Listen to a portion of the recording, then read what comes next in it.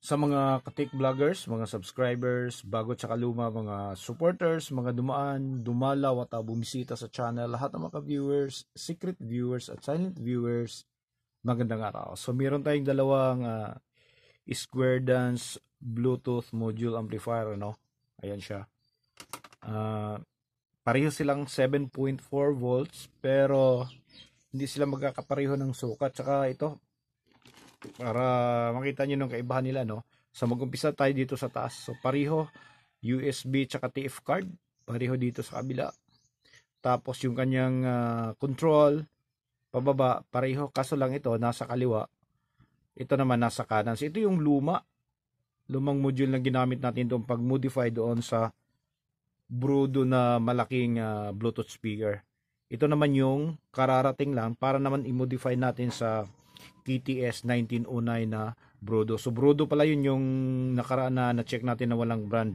So tinanggal lang pala ng may-ari yung ano niya, marka niya sa likod. So KTS 1909. Ito yung gagamitin natin, ano.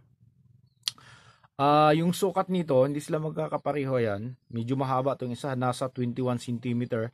Ito naman nasa 19 cm. Tsaka kung titingnan natin dito yung kanyang buttons sa display.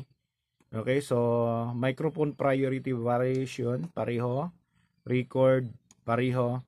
So dito, itong isang klase, ito yung next button. Dito naman previous. Tapos play pause. Dito yung previous, dito naman yung next. Tapos mode button. Okay, so konting diferensya lang. So dito, power switch, tapos lead switch. Pareho lang. Dito sila nagkakaiba ng forma. Ito kasi pa ganyan. Ito naman, ayan, pa ganyan siya. Ito pa vertical, pa horizontal naman tong sa kabila. Yung input voltage ng 12 volts. DC 12 volts. Tapos yung dito, yung DC 9 volts niya, dito, yung nakakabit dito, ay ano siya, standard na kasya yung mga ganito natin. Yung 9 to 12 volts na plug, sukat na sukat dito. So samantalang dito, yung pinaka 9 volts niya, ayan, oh, hindi kasya. Tapos yung standard na 5 volts para dito, yung maliit, hindi rin kasya. So alanganin. Okay, tapos ang mahirap pa dito ay walang kasamang walang kasamang plug. Okay? Walang kasamang plug, walang kasamang speaker wires, walang kasama. Hindi katulad nito na meron siyang speaker wires nang dumating, meron ding plug na kasama. Tapos remote. Ito, remote lang yung kasama niya. Ayan, itong modelo na to.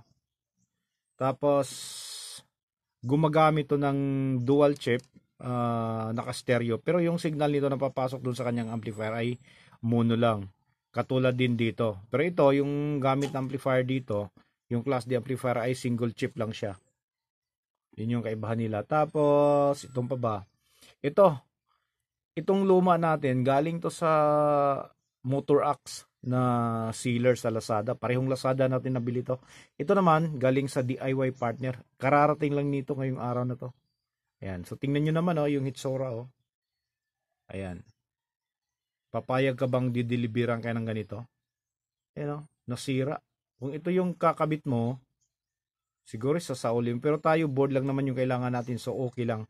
Pero hindi maganda para sa ibang mga buyer. Yan, bumaluktot. Bakit siya bumaluktot? Nilagay lang siya sa bubble wrap. Tapos ito. Ganyan lang siya. Hindi katulad nitong luma natin na nakalagay talaga siya. Ito yung kanyang karton. Nakalagay siya sa karton. Tapos bago nilagay sa karton, naka-bubble wrap muna. Kaya protektado yung item sa loob. Kaya shout out, Kaya Motor Axe, ito, magandang item na dumating sa atin, walang sira. Ito naman galing sa DIY partner na ayan ang nangyayari. Yan yung kanyang hitsura. Ayan, so abangan nyo na lang yung pagtitest natin, Titest natin to yung kanyang FM, auxiliary, microphone, Bluetooth, kung paano ba siya tumunog. Kung kasing ganda ba tumunog nito. Okay, so ito naman yung problema nito ay yung ano, yung sa kanyang microphone. Merong konting ingay. Pero na-solve na natin yung problema natin na napakahina. So may mga kailangan lang nating bantayan kapag gumagamit tayo ng board nito. Okay? So walang problema, nakuha na natin. So dito naman ngayon yung susunod na ititest natin kung paano to tumunog. Kung tutunog, okay? Kung normal siya tumunog, kung walang problema yung kanyang board. Ayan. Okay? So mamili na lang kayo no kung ano yung mga, kung gagamitin yung buo ito. So meron tayong 21 cm at ito naman ay 19 cm. So dito so far sa tunog wala tayong masabi, napakalinis tumunog nito. Ito lang, abangan nyo na lang kung paano tumunog tong ganitong klaseng square dance Bluetooth module amplifier. Okay, so hanggang dito na lang siguro tayo, no? So maraming salamat, God bless, at bye bye.